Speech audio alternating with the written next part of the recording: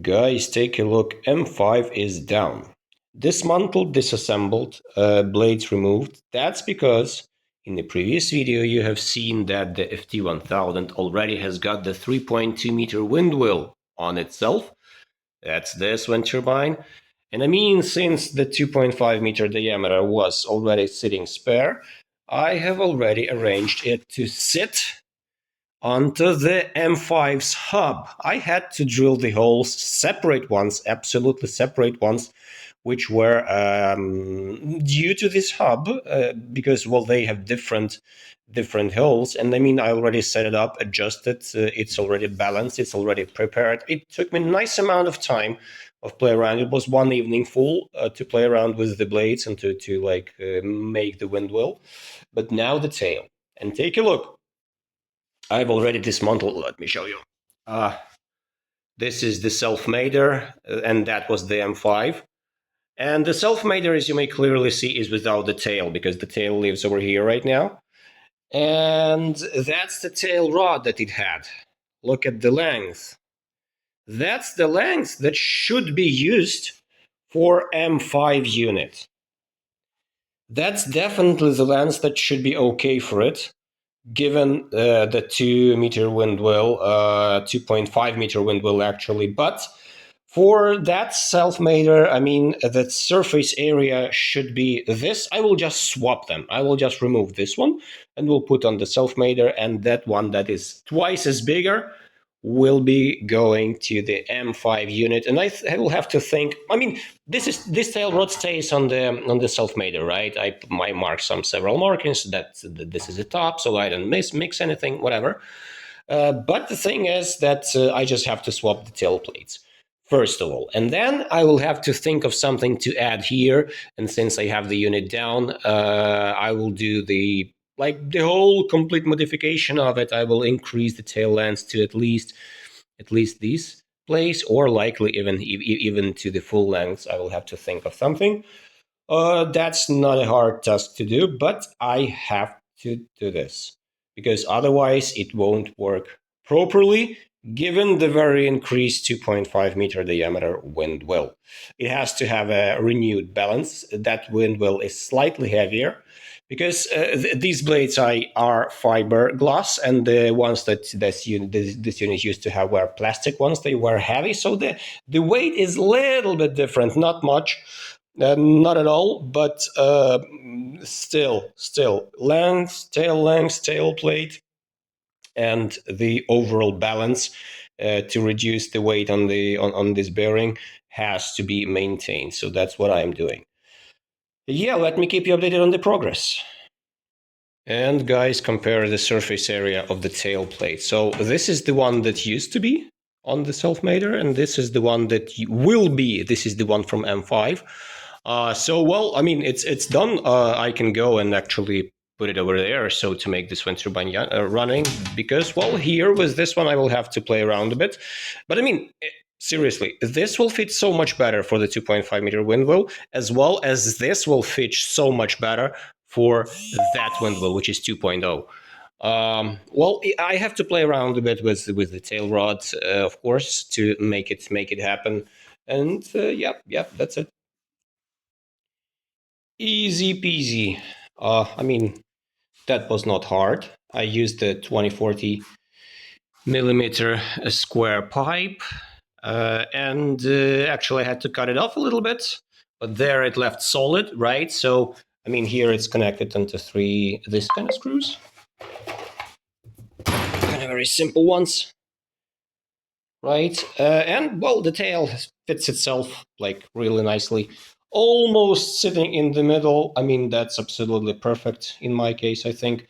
So the only thing that is left to be done is to clean it out, to paint it, and then to mount it all back, and to see how finally this unit will perform. Will it go so much better as I'm expecting, or will it not? I hope it should, because well, I've done everything for it. I'm also giving you the link, guys, to the video, or to the original material where from I am getting what kind of proportions, sizes should be for the tail, lengths, etc. Because it's all a little bit calculated, You just can't put it like this and then guess. You have to do a little bit of your homework to actually prepare it all.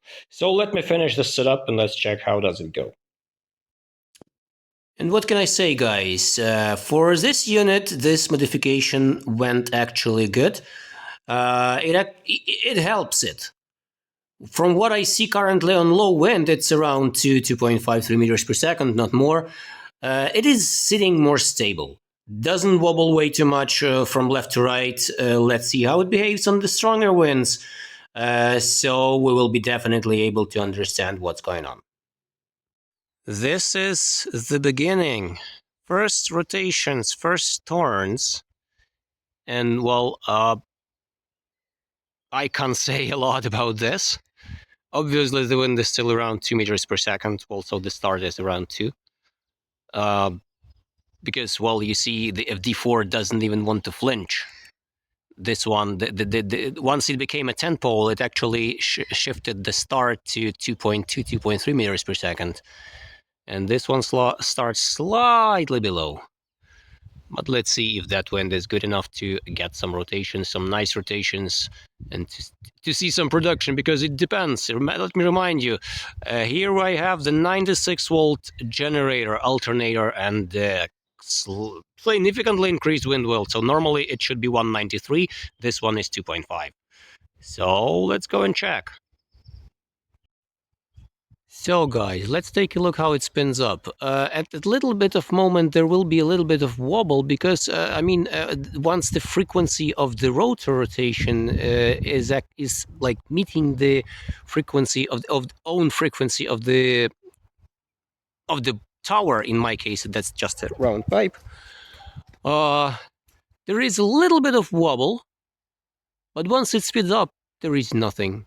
And so far at this moment, after that, I see absolutely perfect go, absolutely perfect. Yeah, now you can notice a little bit of wobble. Yes, that's the frequency. Exactly, that's the moment. So only on this rotation. So once we are on very, very slow wind, it's around 2 meters per second. Once it speeds up, it disappears. Once it slows down, it also disappears. So, I mean, technically, I'm okay with that. It's not really a big deal. But so far, I can see that it doesn't produce any noise at these kinds of rotations. So let's assume, and it goes way faster than the previous ones. I mean, these blades are so much better than the previous ones.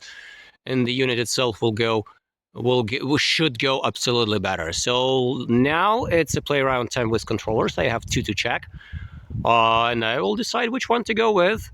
For now, it's not decided yet, not sure, not figured out yet, but I will let you know. Okay, guys, and here is the try. So this is the controller that I currently have this unit on. And this is a very interesting controller. I'm playing around with it. I haven't made a separate video about it yet, just because I'm still learning how does it work, because I don't want to give you misinformation, because I have a lot to a lot to check. And so far what I can say that it works. I believe it was developed for the vertical wind turbines, and currently, if you will check the RPMs, it's the fake data.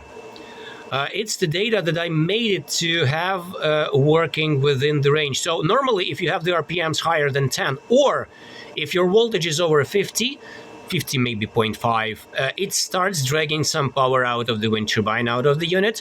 And if the RPMs drop below 10, so 9 or less, it lets it go and allows it. Oh, bless me.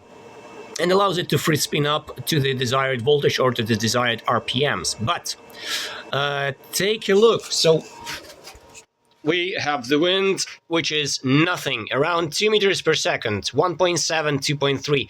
That's the reality that we have right now at this exact moment.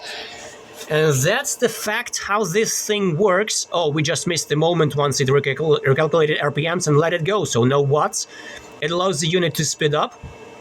or to recalculate the RPMs and to go at upper, yeah, you see 11 RPM, and then you started dragging out some power, some watts, not much, because we have a wind that like doesn't have the power itself, so there is nothing to take out of it, right? But still, the unit manages to get something, and that's kind of cool. So again, you have seen that it dropped to 10, reduced to 0. The wattage, the current, of course, and the wattage, and now it spins up a little bit, so it works in kind of pulse mode. So 50 volts reached, power engaged, yeah, 20 watts. Go, baby, go! What was the wind? That was probably a gust of 2.5 meters per second. Come on. Will we see 30? Who will give me 30, right? You know, well, I mean, this is seriously the really extremely fun thing to watch, because, like, what can you expect from this kind of conditions? But still, I'm happy to see that the unit works.